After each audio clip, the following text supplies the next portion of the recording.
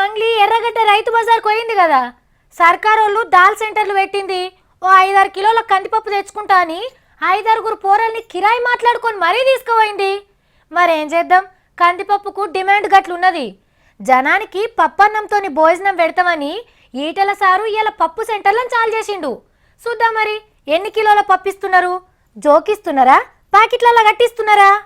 మొన్నటిదాకా ఉల్లిగడ్డ దుకాణాలు నడిపిన మంత్రులు ఇయాల కందిపప్పు కౌంటర్లు తెరిచిండ్రు. హైదరాబాద్ లా ఎర్రగడ్డ రైతు బజార్ లా కందిపప్పు దుకాణం షాల్ చేసిండు పైసల మంత్రి ఈటల సారు.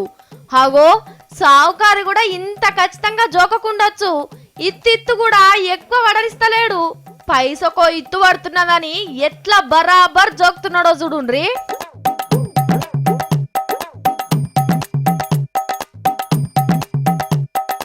సారే పైసలు తీసుకొని పొట్లాలు కట్టి అమ్ముతున్నాడు. మెల్లగా నూకేసుకోకుండ్రి, అందరికి దొరుకుతాయి గాని. మంది మస్తుగానే ఎగబడ్డారు గాని పైసా గుర్తుపట్టి ఎవ్వలి వాళ్ళకి ఇస్తున్నాడు. ఎంతైనా పైసల మంత్రి కదా. ఈ మనిషిని చూడుండ్రి, పెద్ద సంచే పట్టుకొచ్చిండు. మనిషికి కిలనే ఇస్తారని తెలియనట్టున్నది. ఆగో ఈ లైన్ చూడుండ్రి ఎంత పొడుగున్నదో. 135 రూపాయలకే కిలా ఇస్తున్నారని తెలిసి ఎట్లొచ్చిండ్రు పబ్లిక్.